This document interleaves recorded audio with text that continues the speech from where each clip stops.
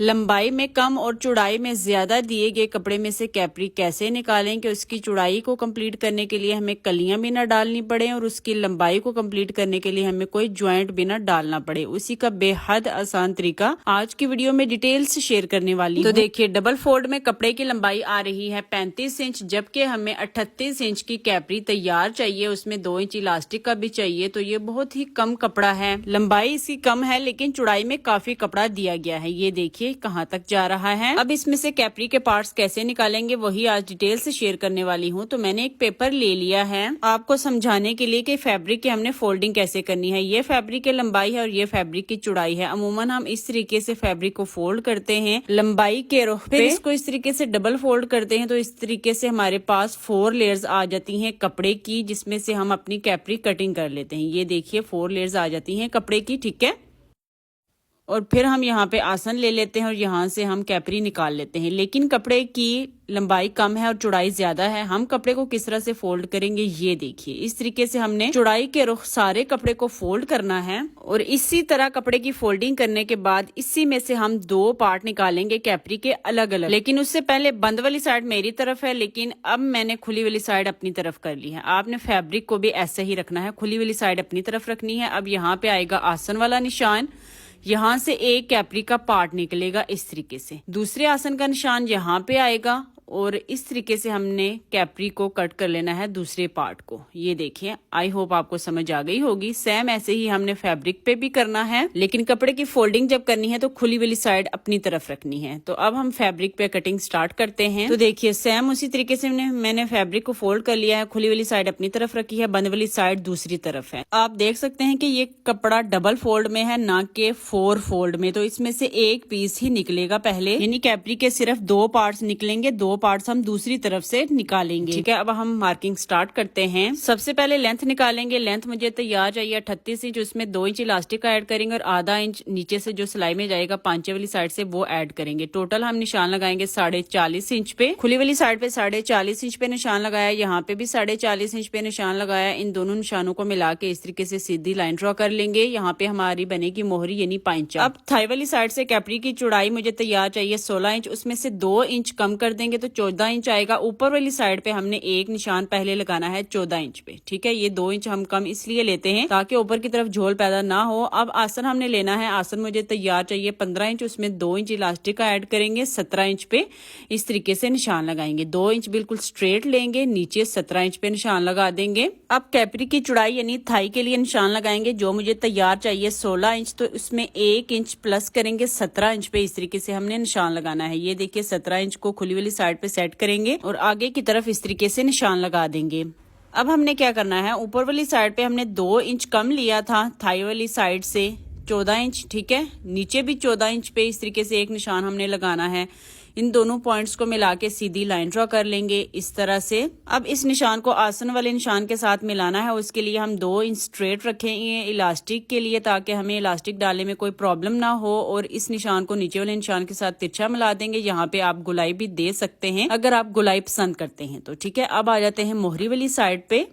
अब मोहरी मुझे तैयार चाहिए 7 इंच, उसमें आधा इंच प्लस करेंगे जो यहाँ से खुली वाली साइड से सिलाई में जाएगा, ठीक है। 7.5 इंच पे एक निशान लगाएंगे। आगे की तरफ 1 इंच एक्स्ट्रा ले लेंगे सिलाई के लिए। आप यहाँ से 1.5 इंच भी एक्स्ट्रा ले सकते हैं। अब इन दोनों पॉइंट्स को मिलाना है, जिसके लिए मैं ये कर्व स्केल यूज कर रही हूँ। आप फ्री हैंड भी यूज कर सकते हैं। हल्का सा पीछे की तरफ रखेंगे ताकि दोनों मार्क्स आपस में परफेक्टली मैच हो सके। तो यहाँ पर देखिए मार्किंग हो चुकी है। अब हम इसकी कटिंग कर लेंगे बिल्कुल मार्किंग के ऊपर। बहुत ही आसान तरीका मैंने बताया है। एक दफा देखने से आपको समझ ना आए तो वीडियो को बार बार देखें अगर आप कटिंग और स्टिचिंग में इंटरेस्टेड हैं तो, ठीक है। आसन वाली साइड से कटिंग करने के बाद नीचे जो हमने शेप दी है उसकी भी कटिंग कर लेंगे मार्किंग के ऊपर। तो देखिए एक पार्ट हमारा निकल चुका है इस तरीके से। इसको हम दे देते हैं फ्रंट पार्ट का नाम, ठीक है। अब हम निकालते हैं दूसरा पार्ट। ध्यान से देखिएगा, इसको हम साइड पे कर लेते हैं। ये जो कपड़ा है ना, इसकी हमने इस तरीके से इसको पलट लेना है, ठीक है। आप ना भी पलटें, उसी तरफ रख लें, लेकिन इस तरीके से मैं इजीली इस पे कटिंग कर सकूंगी। अब बंद वाली साइड मेरी तरफ आ चुकी है जैसा कि आप देख सकते हैं।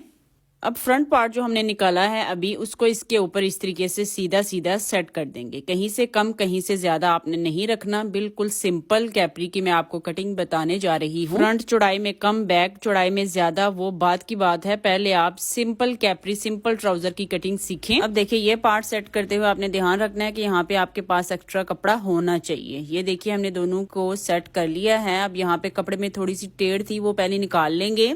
फिर इसी पार्ट के बराबर बराबर हमने इसकी कटिंग कर लेनी है बैक पार्ट की भी। ये देखिए, बिल्कुल सिंपल तरीका है। ये देखिए, आसन वाली साइड से मैंने कटिंग की, अब नीचे वाली साइड से भी इसकी कटिंग कर लेंगे, बिल्कुल फ्रंट पार्ट के बिल्कुल बराबर रखते हुए। ठीक है, अब फ्रंट पार्ट जो है ना साइड से खुला है, कन्नी वाली साइड थी वहां पे, लेकिन जो बैक पार्ट है ना, जो नीचे वाला पार्ट अभी हमने कट किया है, वो बंद है। ठीक है, क्योंकि हमने कपड़े को पलट लिया था तो बंद वाली साइड मेरी तरफ आ गई थी। तो इस हिसाब से एक साइड पे सिलाई आएगी और दूसरी साइड पे सिलाई नहीं आएगी, लेकिन आपने इसको कट नहीं करना। करीब से आपको दिखाती हूँ। ये देखिए, एक पार्ट में कन्नी है, दूसरा पार्ट इस तरफ से बंद है, लेकिन इसको हम कट नहीं करेंगे, दोनों में हम सिलाई लगाएंगे। जो बंद वाला पार्ट है ना, उसमें भी सिलाई शो करने के लिए हम इसमें सिर्फ सिलाई लगाएंगे, इसकी कटिंग नहीं करेंगे ताकि धागे वगैरह ना निकले। तो ये देखिए, पहले हमने कन्नी वाला पार्ट ले लिया है, इस पे सिलाई लगाएंगे, साइड की सिलाई लगा लेंगे जिस तरफ कन्नी थी उस पार्ट में। ये देखें, पूरी कन्नी हमने कवर कर देनी है, यानी पूरी कन्नी में हमने सिलाई लगा देनी है इस पार्ट में। कन्नी वाली पार्ट में सिलाई लग चुकी है। अब जो साइड से बंद वाला पार्ट था ना, उसमें भी हमने सिलाई लगा लेनी है। ये सिलाई हम इसलिए लगा रहे हैं ताकि दोनों तरफ ये सिलाई शो हो जाए। अगर आप इसको यहाँ से कट कर देंगे तो धागे वगैरह निकलेंगे। ठीक है, उसी के जितनी कन्नी वाले पार्ट में आपने सिलाई लगाई होगी ना, उतनी ही इस पार्ट में भी लगा लेनी है। तो देखिए, मैंने सिलाई लगा ली है। अब देखिए, दोनों पार्ट्स में सिलाई शो होगी, साइड वाली सिलाई कन्नी वाले पार्ट में भी और जो बंद वाला पार्ट था उसमें भी हमने सिलाई लगा ली है। ठीक है, अब देखिए, साइड की सिलाई लगाने के बाद ये दोनों पार्ट्स इस तरीके से आए हैं। अब हमने आसन की कटिंग करनी है। फ्रंट वाले आसन को छोटा करने के लिए कटिंग जो तिरछी की जाती है वो करनी है। ठीक है, तो उसके लिए हमने एक पार्ट के आसन की कटिंग नहीं करनी, जबकि हमने दोनों को एक दूसरे के ऊपर रखना है खोलते हुए। ये देखिए, एक को मैंने इस तरीके से खोल लिया, उसकी सीधी साइड ऊपर की तरफ रखी। अब दूसरा पार्ट ले लेंगे, उसको भी खोलेंगे और उसकी सीधी साइड नीचे की तरफ रखेंगे, यानी दोनों की सीधी साइड आपस में मिला के रखनी है, आमने सामने रखनी है इस तरीके से। ठीक है, अब दोनों पार्ट का एक एक आसन यहाँ पे मैच हो चुका है, जो कि हमारा फ्रंट आसन रहेगा। अब हमने इन दोनों पार्ट्स की कटिंग करनी है। ठीक है, अब यहाँ से आप कटिंग कर लें या फिर यहाँ से कर लें, ये आपकी अपनी चॉइस है, लेकिन दोनों पार्ट्स को आपने एक दूसरे के ऊपर इस तरीके से रख के फिर कटिंग करनी है। अब यहाँ से हम निशान लगाएंगे 2 इंच पे, आप 1.5 इंच भी ले सकते हैं। इस पॉइंट को यहाँ सेंटर वाले पॉइंट के साथ मिला देंगे जहाँ पे हमने साइड की सिलाई लगाई थी। ठीक है, अब इसकी यहाँ से हमने कटिंग कर देनी है मार्किंग के ऊपर। सिंपल तरीका है बिल्कुल। ठीक है, अब ये हमारा फ्रंट वाला आसन तैयार है। ठीक है, स्टिचिंग के लिए। अब काफी कमेंट्स आते हैं कि हमारे पांचे में खिंचाव पड़ता है। वो इसलिए पड़ता है कि आप आसन की सिलाई पहले लगा देते हैं। ठीक है, आसन की सिलाई पहले नहीं लगानी, पहले हम मोहरी तैयार करेंगे। उसके लिए मैंने ये पट्टियां 2 कट की हैं, जिसकी एक तरफ कन्नी है। इसकी चौड़ाई मैंने ली है 4 इंच और इसकी लंबाई मैंने रखी है 20.5 इंच के करीब, यानी जितनी हमारी पांचे की चौड़ाई है उससे 2 इंच आपने एक्स्ट्रा लाजमी लेना है। ठीक है, अब कैपरी की उल्टी साइड नीचे की तरफ है, सीधी साइड ऊपर की तरफ है। यहाँ पे इस पट्टी को सेट करेंगे, लेकिन ऊपर वाली साइड से ये बिल्कुल बराबर आए, उसके लिए हम 1 इंच तक इसको आगे की तरफ बढ़ा देंगे। ठीक है, बढ़ा के फिर हमने इस पट्टी को सेट करना है और सिलाई लगाना स्टार्ट करेंगे। आधा इंच का सिलाई मार्जिन हमने लेना है और सिलाई लगा के इस पट्टी को स्टिच कर देंगे। ठीक है, कैपरी की सीधी साइड की तरफ हम ये पट्टी स्टिच कर रहे हैं। तो देखिए, सिलाई मैंने लगा ली है। अब इस पट्टी को कैपरी की उल्टी साइड पे इस तरीके से टर्न करेंगे और इसको अच्छे से प्रेस कर लेंगे। ये साइड में एक्स्ट्रा कपड़ा लाजमी होना चाहिए ताकि ऊपर वाली साइड से भी ये बिल्कुल बराबर आए।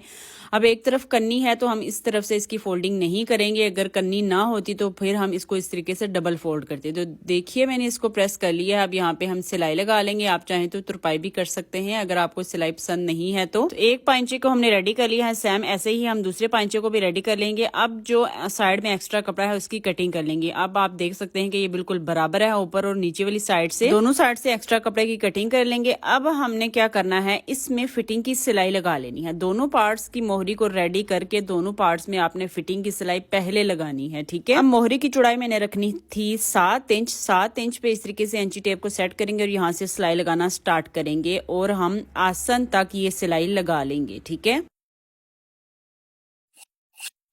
और आसन वाली साइड से हमने सिर्फ आधा इंच सिलाई में दबाना है, तो सिलाई हमारी लग चुकी है। सेम ऐसे ही हमने दूसरा पार्ट भी तैयार कर लेना है। तो दोनों पार्ट्स में मैंने फिटिंग की सिलाई लगा ली है। अब आ जाते हैं आसन वाली साइड पे। यह है हमारा एक पार्ट का आसन और दूसरा पार्ट इसके ऊपर रखेंगे। दोनों की सीधी साइड आपस में मिला के रखनी है और जो फिटिंग की सिलाई होगी ना उससे आपने अच्छे से पकड़ना है, पहले बिल्कुल बराबर करना है, ठीक है। ये देखिए दोनों फिटिंग की सिलाई को हमने बराबर किया, आसन भी हमारा बिल्कुल इक्वल आ रहा है। अब हमने इसमें सिलाई लगा लेनी है। आधा इंच सिलाई दबाव लेते हुए हमने एक आसन से सिलाई स्टार्ट करनी है और दूसरे आसन तक लगा लेनी है, ठीक है। ये एक ही सिलाई लगेगी आसन की, एक तरफ से स्टार्ट होगी दूसरी तरफ जाएगी, ठीक है। अब जो फिटिंग वाली सिलाइयां हैं ना वो हमने बीच में से खोल लेनी है दोनों, ठीक है। इससे मजीद फिनिशिंग आएगी आसन वाली साइड पे, क्रॉच एरिया पे, ठीक है।